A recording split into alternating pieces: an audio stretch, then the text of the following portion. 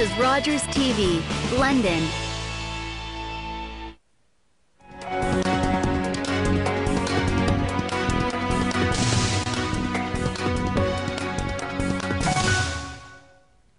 Welcome to our Meet the Candidates debate for the June 12th provincial election in London-Fanshawe. I'm Christine Teleski.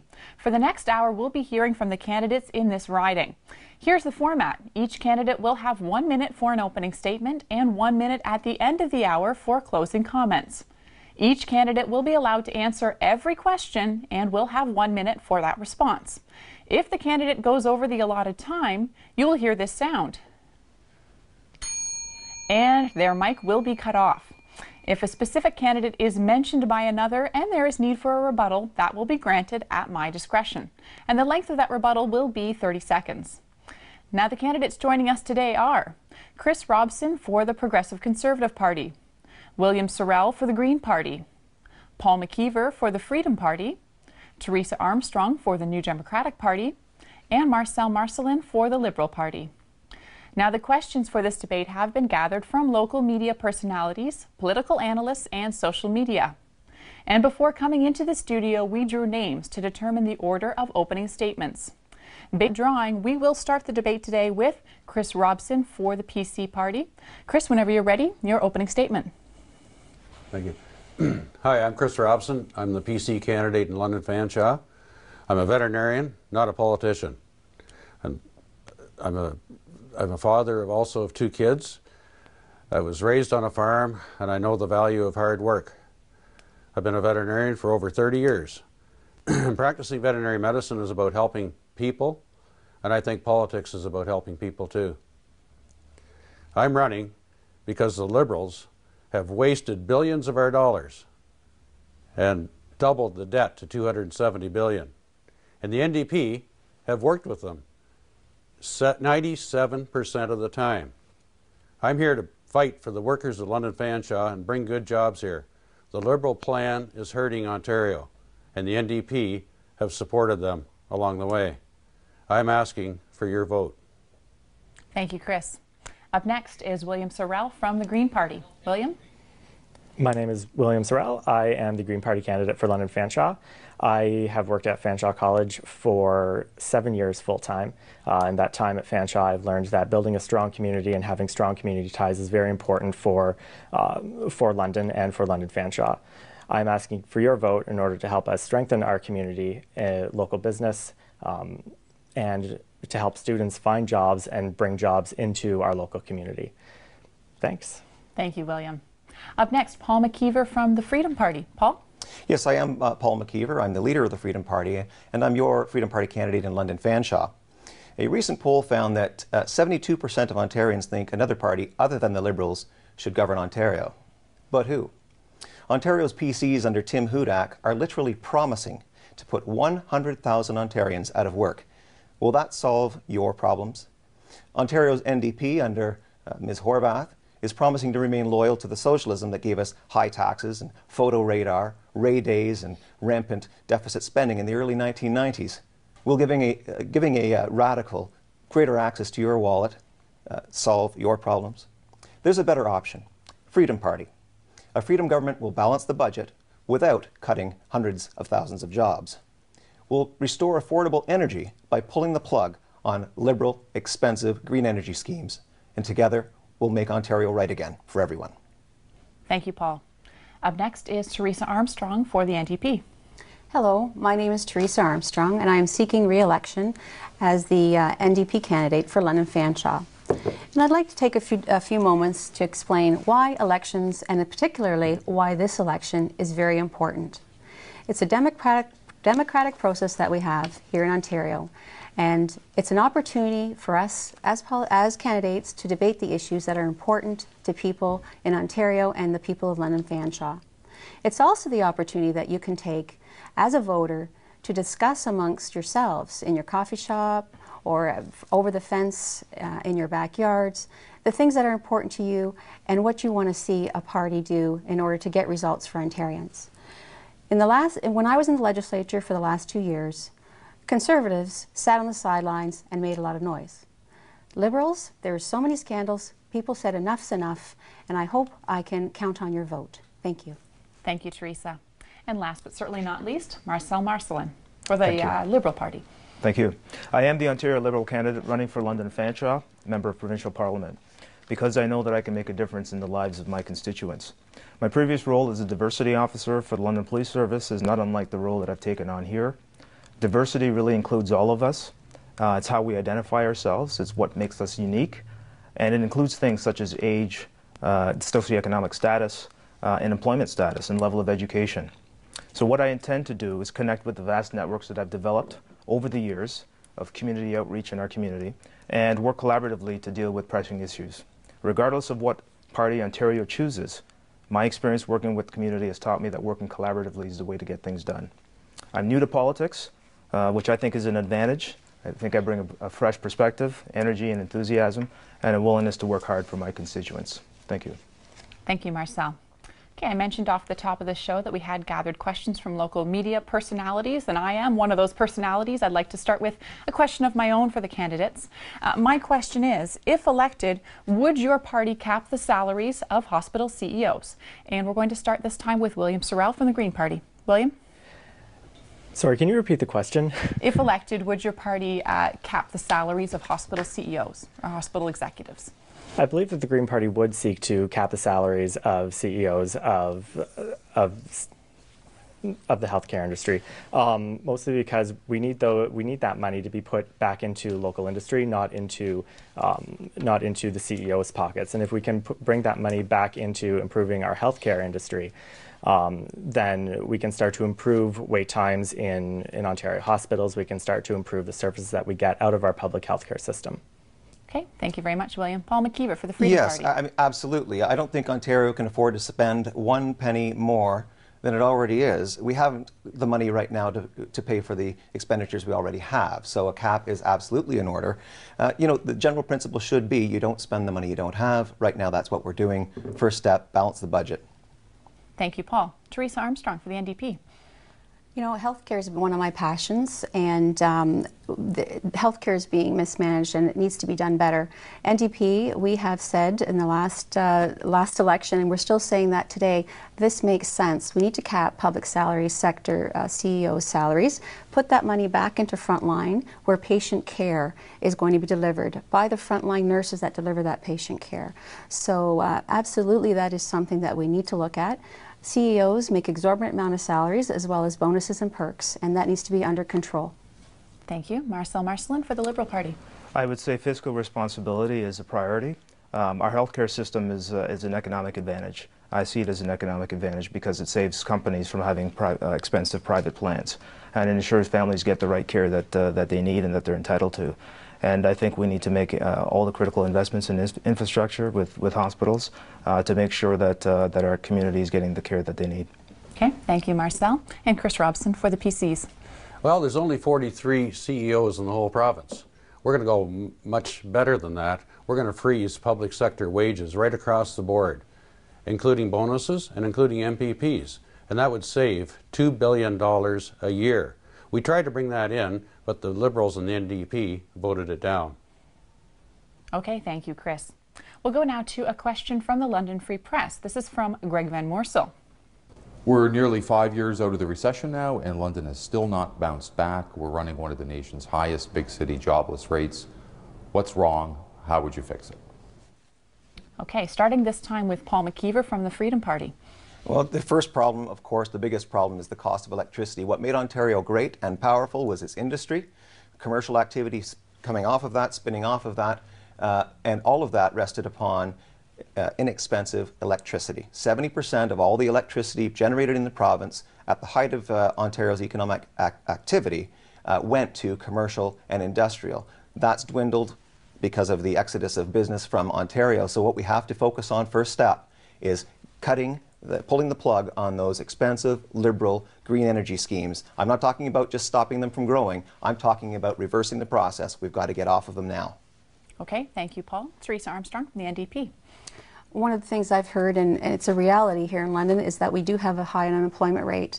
And ways to help the economy grow is we believe that we should be rewarding job creators. Right now we have corporate tax giveaways that are blank checks and have no strings attached. To grow our economy, we need to reward those job creators. So if we create a job, you get a tax credit. If you invest in equipment in order to train your workers, you get a tax credit. If you expand your business and build onto it, you'd get a tax credit. Bringing jobs to London is one of the vital things that we need to do, and make sure that people can put back into the economy. When people are working, they're buying homes, they're buying cars, they're going out for dinner at restaurants. They're making our community viable again. So definitely having jobs as a priority in this election is one of the NDP's main goals.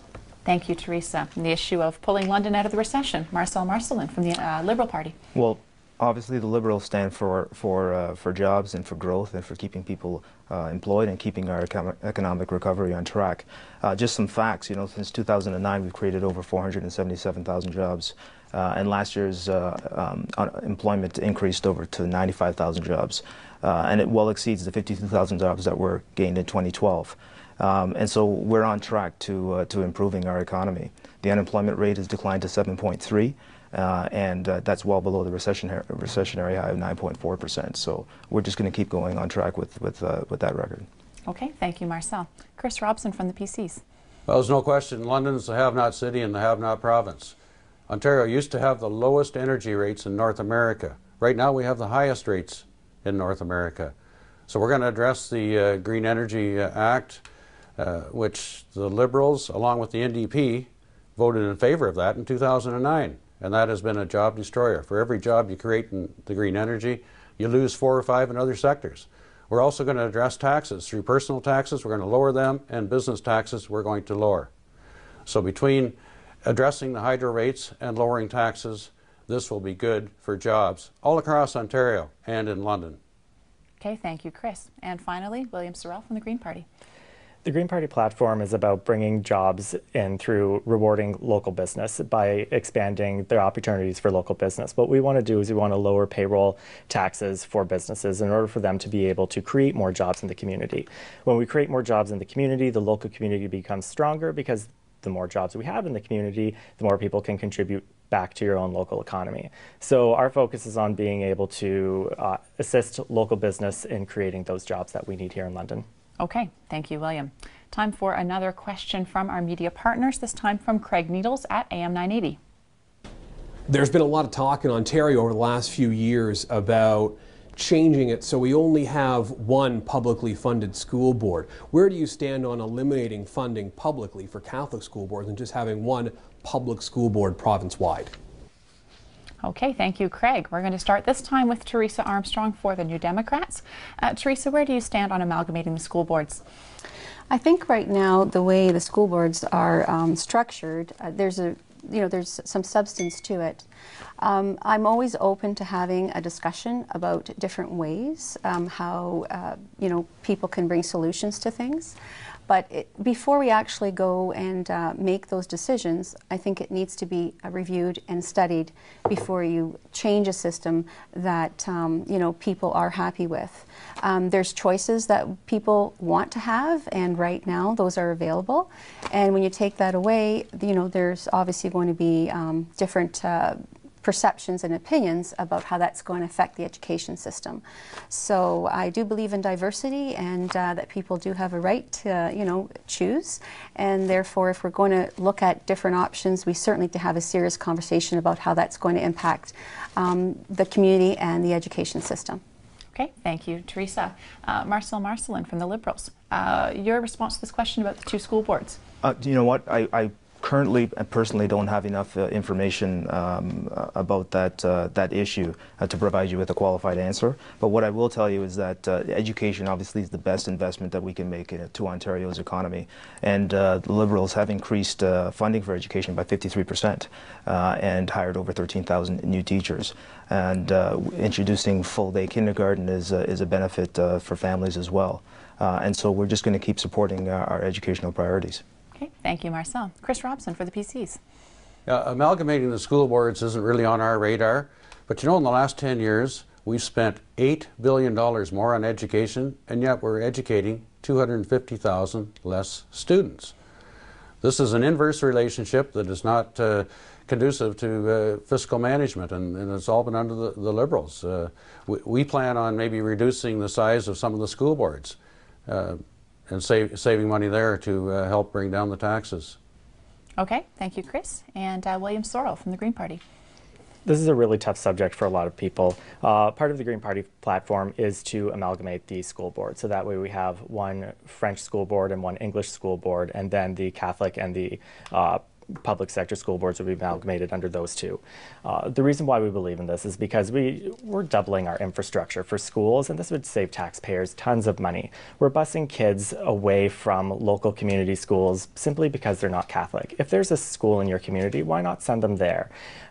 So we do believe in amalgamating the school boards, and I realize that that's a tough thing for people to talk about, but they've done it in Quebec with a constitutional amendment, and I believe that we can do it in Ontario as well. Okay, thank you, William. And Paul McKeever on amalgamating the school boards from the Freedom Party's perspective. Yeah, I know this is a big Green Party policy. The real problem here is that this is so far off the radar right now. What we're facing in Ontario is a calamity, an economic calamity. And if we want to add to that a huge constitutional battle, I think that would be extremely unwise. Freedom Party is not at this point looking at taking on the Constitution of Canada so as to take away from Catholics who have had a system for as long as they have, the system that they have. And neither are we in favor of firing, I think it was 60,000 teachers or whatever it was, the total was, because the Globe and Mail recently reported that of the ones that Mr. Hudak's going to fire, most of them are going to be teachers, or at least a good number of them. We're not in favor of that. Okay, thank you. And Chris, I will give you a chance to respond to that comment about Hudak's plan if you'd like, just a short rebuttal. I'm not sure about the 60,000 jobs for the teaching jobs. We have no intention of eliminating 60,000 teaching jobs. Mr. Hudak himself, and you'll see it in our commercial next week, said teaching jobs would be cut. Yeah. Okay, we will stop you right there. We do have another question, this time from Sean Meyer at London Community News. With so many people facing desperate economic times, what would your party do to improve the effectiveness of social assistance? Okay, so our question from Sean Meyer at London Community News, how would your party improve the effectiveness of social assistance? And we're going to start this time with Marcel Marcelin from the Liberal Party. Marcel, the question of social assistance, how would your party make it more effective? Well, I'm proud to be part of a party that believes in treating the vulnerable and marginalized communities with dignity and respect, and speaks to our values. We've introduced the poverty reduction strategy, which increases the Ontario Child's benefit, raising social assistance rates. We've $3 billion for affordable housing. We've launched Healthy Smiles Ontario, which provides dental care for young kids who would not otherwise receive that dental care.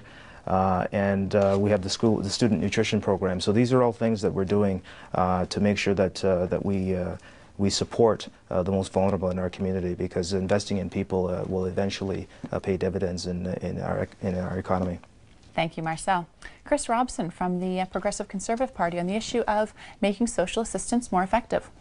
Well, right now, social assistance payments are fourth behind healthcare, education, and believe it or not, our third biggest expense is paying off interest on our debt. So we want to balance the books so we have less debt payment, and that frees up more money. As part of our platform, we want to actually increase education assistance for special needs kids in the public schools. We also want to address mental health. That's a big issue. If we can be 10% more efficient with our mental health treatments, we'll save $3 billion a year. That's right from the Drummond report. And these are part of our platform. Okay, thank you, Chris. William Sorrell for the Green Party on making social assistance more effective.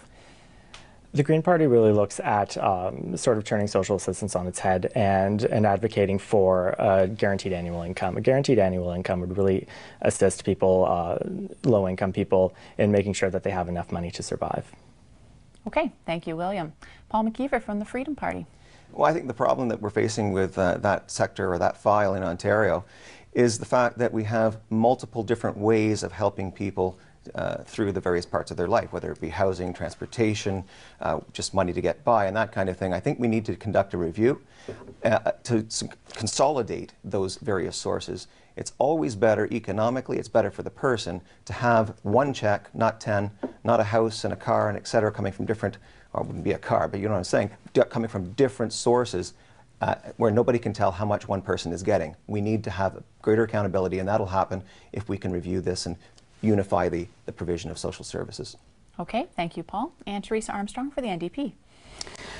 Social services, last budget, 2 budgets ago actually, the Liberal Party wasn't going to actually have any increase on social services benefits, and we fought for a 1% increase. Mind you that people are suffering on social assistance and they need a lot more help than that. But one of the things I feel that we should be doing is having affordable housing. We need to do better in that. People need to have a safe, secure place to live, and also better job training as well as education, and help people you know, make sure that they are able to find opportunities and just not have you know, that situation where they find themselves trapped. And definitely when people are on social assistance, we need to support them, because you know, no one chooses to be on social assistance. Many people find themselves in precarious situations, and we certainly need to make sure those supports are there so they get through those hard times. Okay, thank you, Teresa. Now, prior to this debate, we put a call out on social media asking Londoners to submit their questions, and of course we did receive some, so we're going to pose one of those questions now. This one comes from Todd Devlin. Todd says, if their platform includes creating jobs, which I suspect most platforms do, will the jobs be minimum wage? If so, why? Minimum wage is still less than living wage. And hashtag poverty to drive the message home there. So we're going to start this time with Chris Robson from the PC. If your party's platform is to create jobs, will they be minimum wage? And an issue there about the level of minimum wage. Is it a living wage? Okay, as far as minimum wage goes itself, I think the best way to treat that is actually to increase the tax freedom for people on minimum wage. That way you're not creating any inflationary measures. But getting back to the jobs issue, we want to create well-paying jobs. The biggest area, there's going to be 200,000 person shortage in the skilled trades in the next 6 years. So we want to address that issue. They're great jobs. They can pay $80 or $90 or $100,000 a year, and you know, we do this through the community colleges and try. There's a mismatch of, there's actually jobs available right now, but there aren't the skilled workers to fill those jobs, and we want to marry those two together a little better. Okay, thank you, Chris. William Sorrell from the Green Party.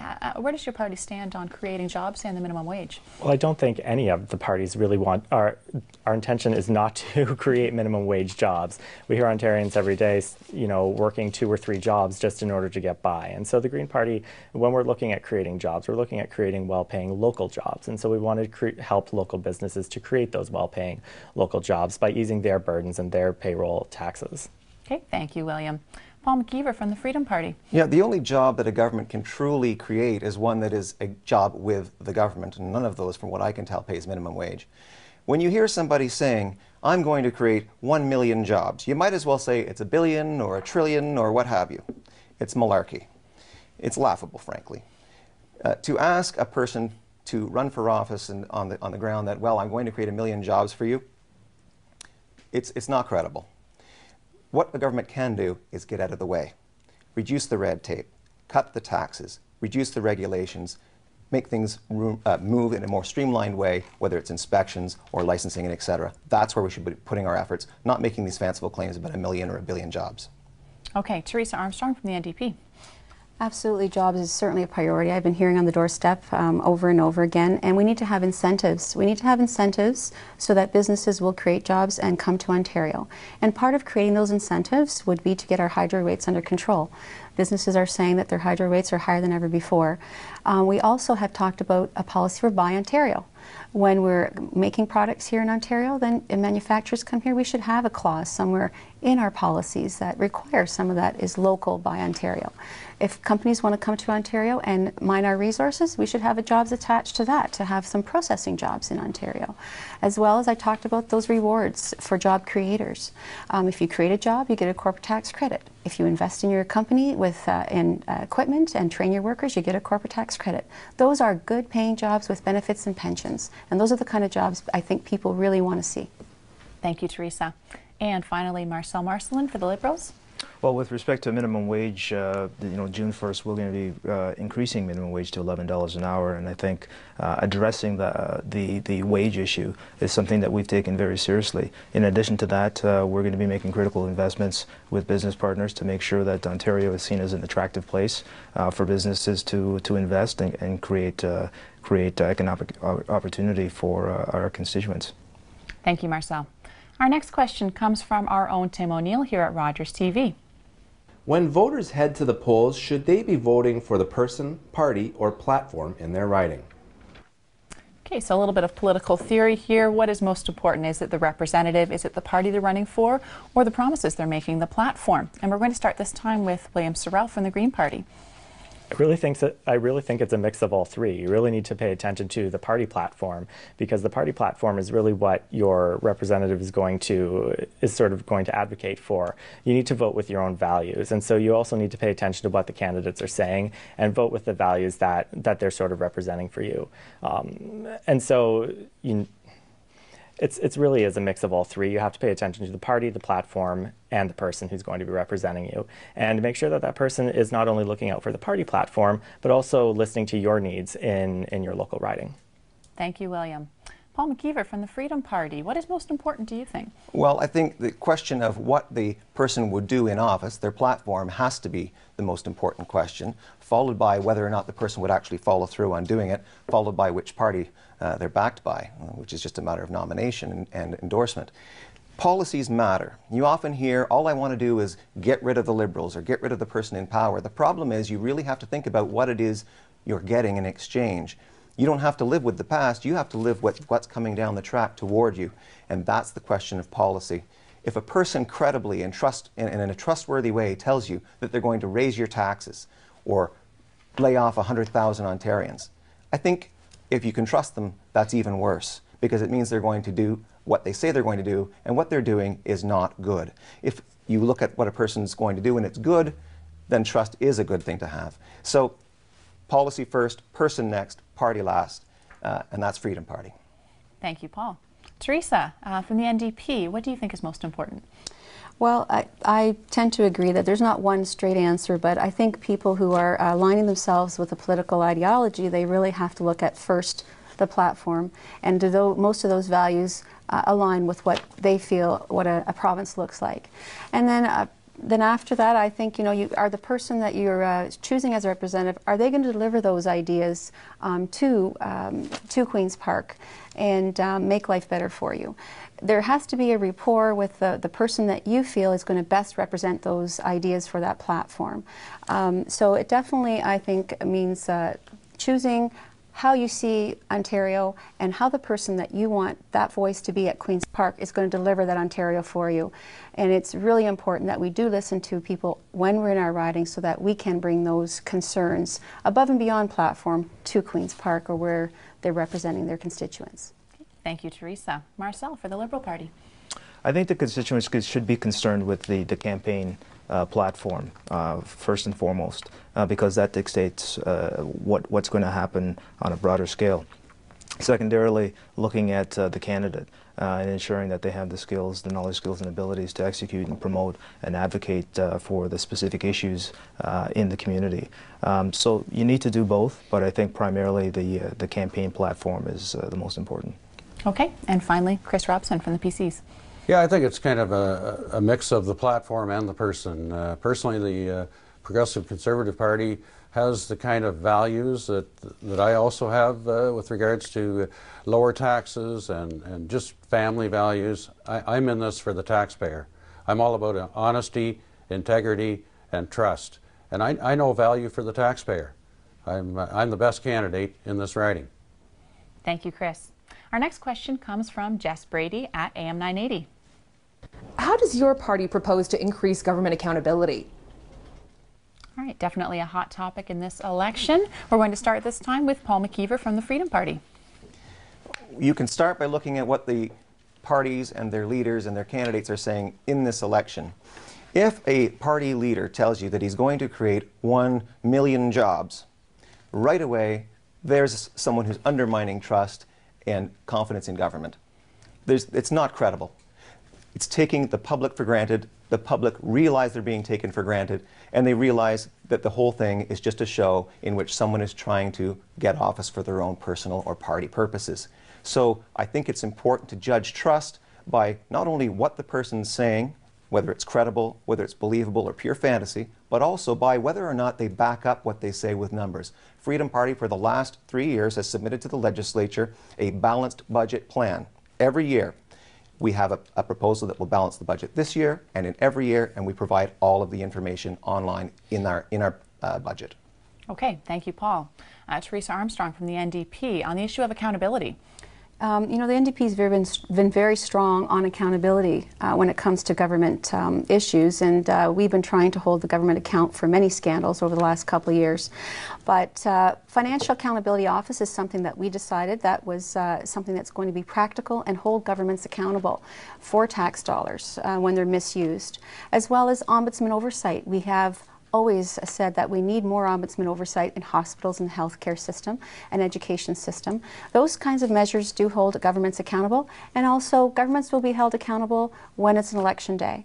The voters will speak, and they'll choose the representatives that they feel are going to deliver results for them, and that's how you can hold your representative accountable. But certainly, as government representatives, a financial accountability office, so that we can make sure that the government in power, no matter which one, is going to be held accountable to use those tax dollars wisely and deliver those services that we need, like health care and education that we all depend on. Thank you, Teresa. Marcel, for the Liberals, the issue of accountability. Well, we believe in public accountability and trust, and under Premier Wynne, this is going to be a significant priority moving forward.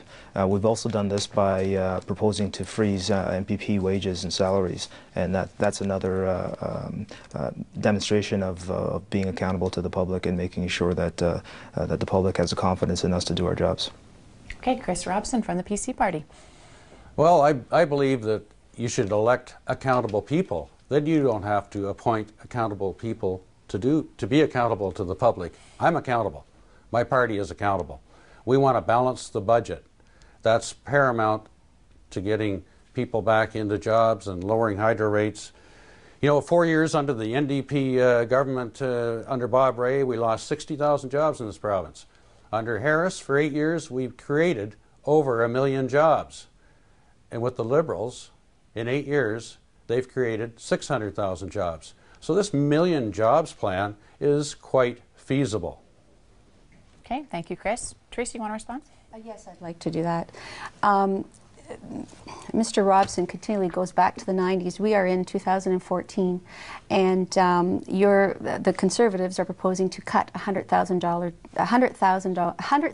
jobs, which is far less than the 40,000 you're referring to. But besides that, people are worried about what the Conservatives are doing with regards to cutting 100,000 jobs. You're talking education systems, you're talking emergency responders, you're talking nurses. This is not a responsible way. Okay. I'm going to give you a chance to respond again, Chris. Okay. I don't think the NDP member is listening to the media very well or our platform.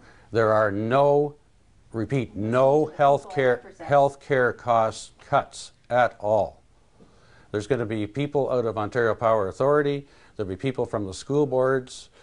There's a lot of fat in government, and some of this will be through attrition. 50,000 of those 100 will be retiring over the next 4 years, and they will not be replaced in some cases. And some of those jobs will be not paid for by the public. Okay, we're going to keep moving along here to give William Sorrell a chance to respond. The issue of accountability from the Green Party's perspective. This is why we go to the polls. If you believe that your representative isn't accountable, then you need to make sure that you're at the polls and that you're voting every time there is an election. You should be in constant contact with your MPP, in constant contact with your representatives in order to make sure that they are fighting for the values that you have gone and you have cast your vote for. So on the issue of accountability, you really need to make sure that you're keeping in constant contact with your local representatives. Okay, thank you, William. Our next question comes from Scott Taylor at Metro News. The agriculture industry lately, especially around here, has been suffering. Do you have a plan to bolster that? Okay, thank you, Scott. A question about the agriculture industry, certainly an issue for a number of voters in the London area. We're going to start this time with Teresa Armstrong from the NDP. Absolutely. Local food, the local food market, the local food industry is one of the solid bases that we've had in Ontario, and with losing Kellogg's, that's a very big hit to London. I think that if we have a policy about buying Ontario, then we're going to ensure that products that are purchased, local food products, are purchased and put back into manufacturing of food for processing.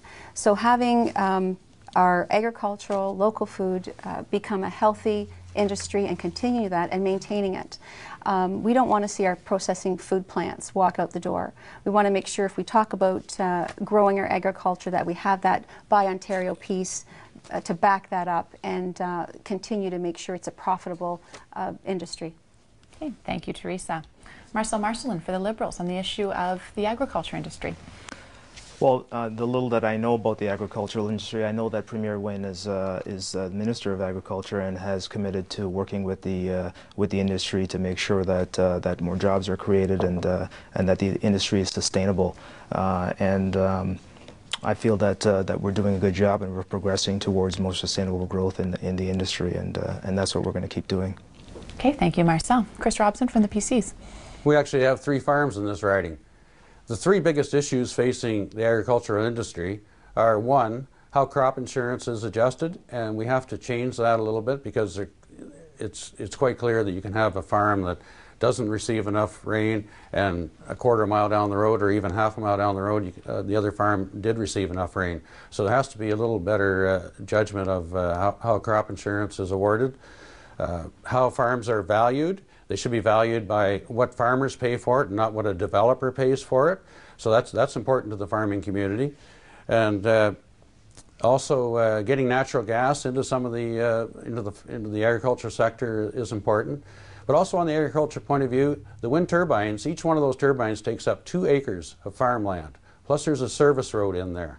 And that eats up potential great farmland of southwestern Ontario. Thank you, Chris. William Sorrell from the Green Party on the issue of agriculture. So to start off with, in order to protect the agriculture industry, you need to protect the land that the agriculture is actually going to be grown on. And so the Green Party is really wanting to make sure that we focus on having laws to protect the prime farmland and protect our water resources. Those are precious natural resources that we need to start protecting in order to ensure the agriculture industry can survive. Thank you, William. And finally, Paul McKeever from the Freedom Party. Yeah, this falls into the general category of how do you help businesses to survive in general. And again, it's not the case of the provincial government funding people to make money. You don't give money to people so that they can give it right back to you. The way you help businesses, whether they be agricultural or not, is you look at excessive regulation, excessive taxation. In the case of agriculture, you look at excessive inspection or even policing powers. There are people all over Ontario who, especially in the family farm situations, are essentially being put out of business to make room for large corporate farms. And I think that's the wrong way to go in Ontario. I think, frankly, we need to take a strong look at repealing some of these regulations and allowing family farms to thrive. Okay, our next question is coming from Craig Gilbert at the London Community News. London hospitals have made headlines recently because of overcrowding. How would you address the crisis and healthcare in general? Okay, starting this time with Marcel Marcelin from the Liberals. Well, we've invested in hospital funding. We have $260 million in home and community care, but specifically with hospitals, we've increased the funding 50% since 2003. Wait times are obviously a concern, and it's something that everybody's interested in, and becoming more efficient in the delivery of healthcare is a priority for us. In 2015, all Ontarians will have records or electronic medical records, and that's one of the issues that we're dealing with. And wait times have actually decreased for medical procedures, and we're becoming more efficient in the way that we deliver those services. But this is going to take a continuous work, and we're going to continue working on improving the wait times in emergency rooms. Thank you, Marcel. Chris Robson from the PC Party on how do we improve the healthcare system? Well, number one, we can't keep going down the same path we're going down with increasing our debt and deficit. Paramount importance is to get the deficit in order, and we're the only party that's going to do that.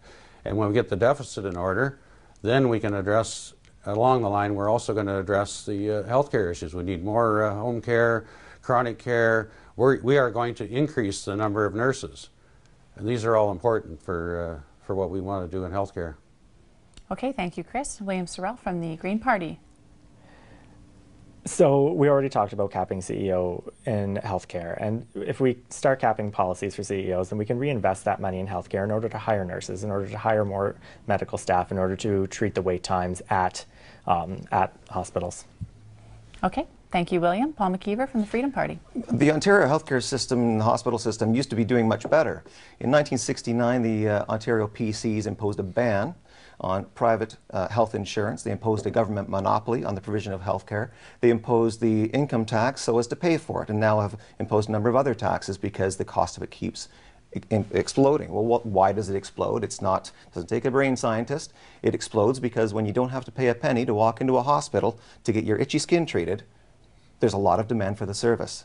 So we need to have an end to the government monopoly. We need to open up the system to competition. We need competition to drop the prices, increase the supply, meet the demand.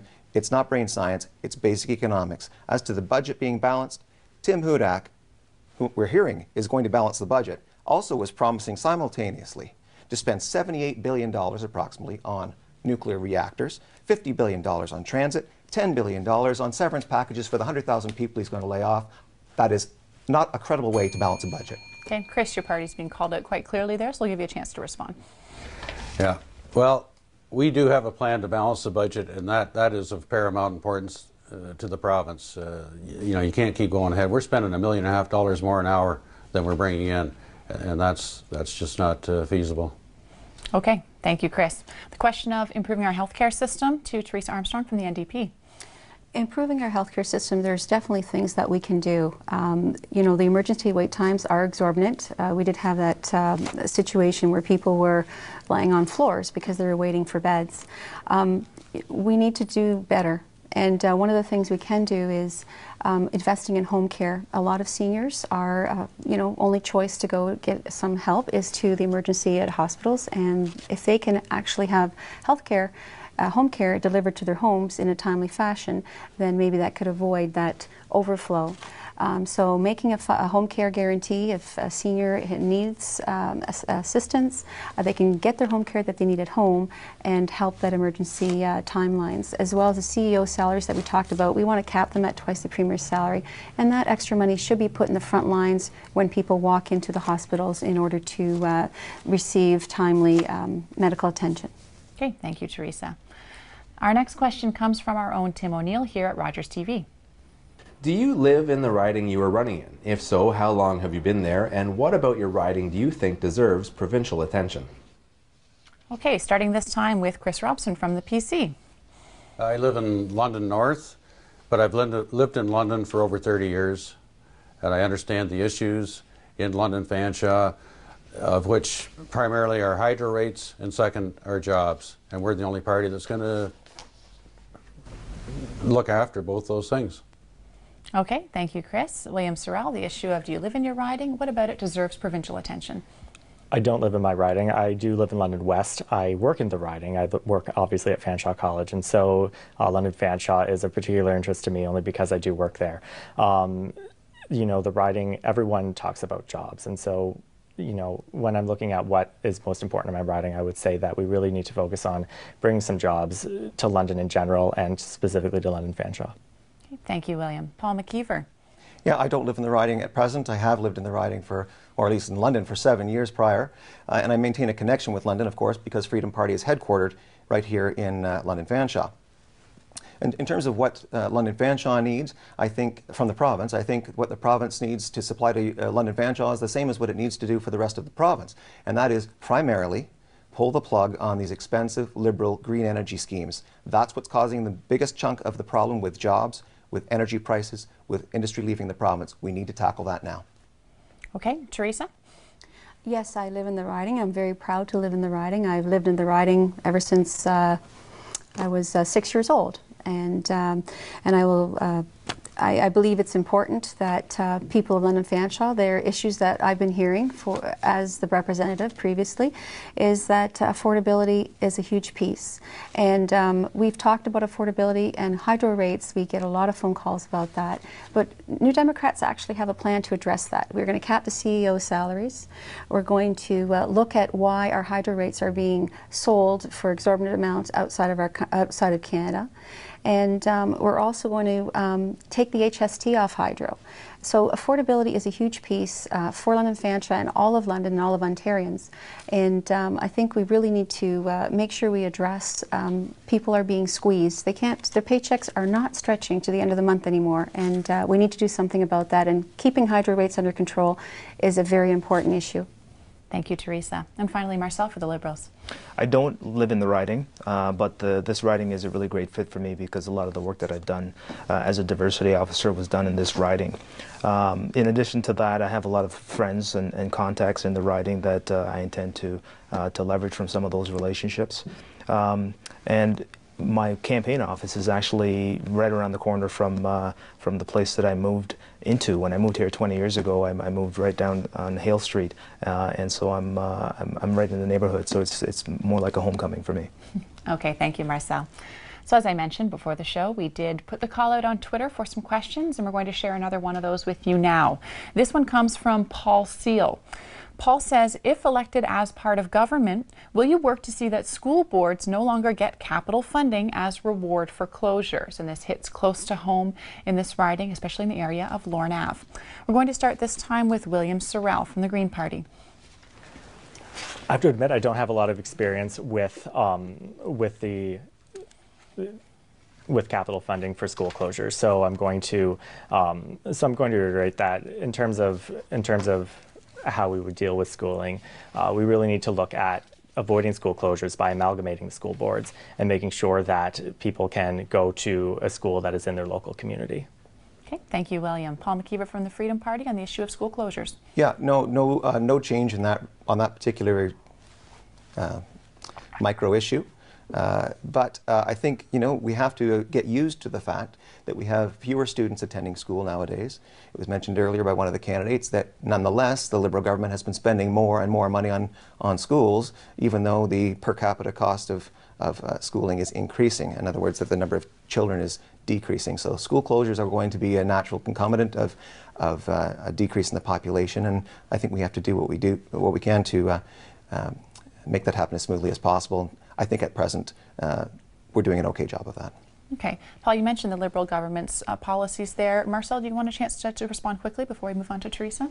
With respect to school closures? With respect to the increase in budgets that Paul mentioned for education. Yeah, well, I believe, you can call it an increase in budget or you can call it an investment and investing in our future. And so I think when you're investing in education, you're investing in the future of our children and the future of our economy. Okay, thank you, Marcel. Now on the issue of school closures, back to Teresa Armstrong from the NDP. Schools are extremely important in neighborhoods. They're the hub of the neighborhood. And what I've been hearing, I've met with many people over the last few years, and people are concerned that the process of how to close a school isn't open and transparent. They feel that when they're already on the list, it's already an inevitable conclusion that the school is going to be closed. So we need to actually look at how the Accommodation Review Committee conducts itself when it comes to suggestions of a school being closed. And New Democrats, we believe that we should be standing up for adequate funding in schools, as well as we need to maybe do a complete review of the education funding system that we have now. If that's in question, we can't just arbitrarily cut and slash things without actually looking what the outcomes are going to be and how that's going to affect students and families. Thank you, Teresa. And now Marcel, on the issue of school closures, what's the Liberal Party's perspective? I don't support school closures. I want all children to have access to education. However, we have to manage our infrastructure responsibly, and sometimes decisions have to be made to make sure that we're making the best decision for our communities. But in terms of education, we support education and we support kids having access to education. Thank you, Marcel. And finally, Chris Robson from the PCs. Yeah, I think in regards to London itself, and somebody mentioned Lorne Avenue, I mean, it's just part of the natural evolution of a municipality. There are fewer families downtown and many more families in the suburbs now. So we see schools opening up in the suburbs, but that's because there's more kids there. But overall, the number of students in the education system is dropping. It's dropping dramatically. But as politicians, we have no control over the reproductive ability of people and creating more kids. That's not part of any public policy, and school closures are going to happen. You'd have a hard time legislating that, that's for sure. We do have time for one more question. We're going to go to Craig Needles at AM 980. What should be the future of public transit in the province of Ontario? Does the province have a role to play in getting people from city to city? All right, thank you, Craig. Starting this time with Paul McKeever from the Freedom Party.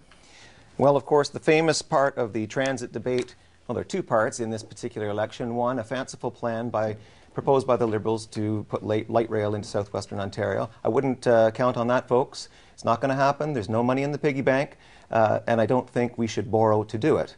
Meanwhile, in Toronto, and you're not hearing about this in London, but in Toronto, both the Liberals and the PCs are signing on to what is called a $50 billion big move. $50 billion that comes out of your pocket even if you're living in London. That's Liberal and PC.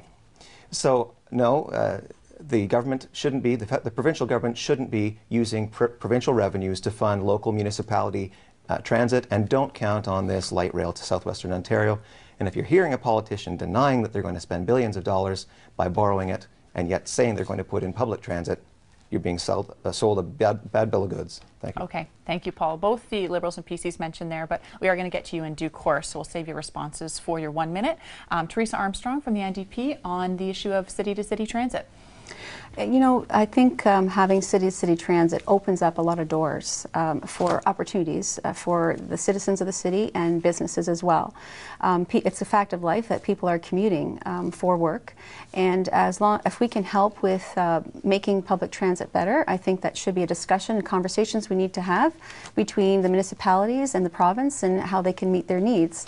You know, Toronto is a vast transit city, and that's how people depend on getting to work, going to appointments, getting out for their family activities. And you can't just ignore that infrastructure. And we do certainly need to do better in other cities as well. And London is a city that, I know we talk about the BRT. There's a pilot project going on right now that London Transit is doing, taking students to University to Masonville, the Richmond area, and it's working quite well. So we need to have those forward thinking about transit and not just say, put it on hold. Thank you, Teresa. Marcel from the Liberals, your perspective on city-to-city transit. Well, I think that the province does have a role to play, and the province and the municipalities need to work together to make sure that Ontarians can move about our cities and provinces in short order, and do that in a way that that helps rather than hurts our infrastructure. And so we have to make these critical investments, and making the investments in transit is one of those things that we have to do, and I think it's important. Thank you, Marcel. Chris Robson from the PCs. Yeah, I don't think we have the money right now for a high-speed train from Toronto to London. I mean, it sounds all very nice, but I think it's pie in the sky. The big move in Toronto is important to the economy of Ontario. We would put highways and subways under one commission. That makes sense. We would sell or let a pension plan, whether it's CPP or OMERS, they have the money, they like monopolies. If they want to build a subway from the airport to Union Station, let them go ahead and they can charge for it, and that's good value for the taxpayer. We're not putting money into it. And also LRTs, which the NDP seem to want to have between Hamilton and Toronto. According to Doug Holliday, our newest member, LRTs aren't that great. They make too many stops, and they're not that good in Canadian winters. Thank you, Chris. And William Sorrell from the Green Party. I think it's a discussion that we absolutely need to have. The province does need to look at municipalities and how people are actually traveling. If we can get less cars on the road and people moving, it's going to free up a lot more time for people to be able to do the things that they need to do. So absolutely, I think the province does have a role in at least discussing how we can invest in transit infrastructure. Okay, thank you, William. That's all the time we have for our questions, so we must get to our closing statements. We're going to go in reverse order. So starting this time with Marcel Marcelin for the Liberals, and you will have 30 seconds for your closing statements. Marcel? Okay, I'd like to close by saying that I entered this race because I believe that I have something to offer. And honestly, all of us actually do. Each of us is representing different parties, and we have a sincere belief in helping people, and we just have different ideas on how to do it. And if we're trying to improve Ontario, we have to have a balanced strategy. And I use the analogy of building a house in 3 stages: the foundation, the floor, and the framing. We need to invest in a solid foundation, which includes social services, healthcare, and education. And if we do that, then we can provide an atmosphere for people to then get into the job market. Thank you, Marcel. I'm sorry, we have to stop you there just for time. Teresa Armstrong from the NDP, final thoughts? Yes. You know, I'm running again because I feel I've been a strong representative for the people of London-Fanshawe, and I encourage you to look at the party's platforms on jobs, healthcare, accountability, and affordability. Those are such priorities people are talking about, and align yourself to the party that's going to best represent that, and the person that you know will take those issues to Queen's Park and make sure they're accomplished. Thank you. Thank you, Teresa. Paul McKeever from the Freedom Party. This is a very important election. Ontario is facing some very severe problems. I don't think we can afford to vote on fancy or fantasy. If you want a balanced budget, Freedom Party is putting it forward in a way that doesn't mean cutting 100,000 people, many of them teachers. If you want affordable energy, it means pulling the plug now on the already existing Liberal, expensive green energy plans. Vote for Paul McKeever on June 12th, your Freedom Party candidate, and make those things happen. Thank you, Paul. William Sorrell from the Green Party. I'm just going to quickly echo Marcel's comments and say that each of us is here because we really do believe in representing the people of London-Fanshawe. We just have different ways of believing how we can represent you. The Green Party is honesty, integrity, and good public policy, and bringing that back to Queen's Park. If you're interested in looking at our platform, I'd encourage you to do so and really get involved in understanding each of the party's different platforms. Thank you, William. And last but not least, Chris Robson from the PC Party. Oh, I think we've had a lively debate today, and I'm glad for that. We do have to fix a lot of problems that we're facing, there's no question. We can't afford the debt and the waste of the Liberals, and we can't have the NDP continue to support them. So I'm actually here to fight for the families of London-Fanshawe. We're the only party that's going to address the deficit, the hydro rates, and the jobs. Vote for Chris Robson, please. Thank you, Chris. And that's all the time we have for tonight's debate. Thank you to the candidates and to our media partners for taking part. And thank you for watching. On June 12th, make sure you do cast your ballot. And when the polls close, be sure to tune in to Rogers TV for complete election coverage, including interviews, commentary, and up-to-the-minute results. Until then, I'm Christine Teleski. Thanks for watching.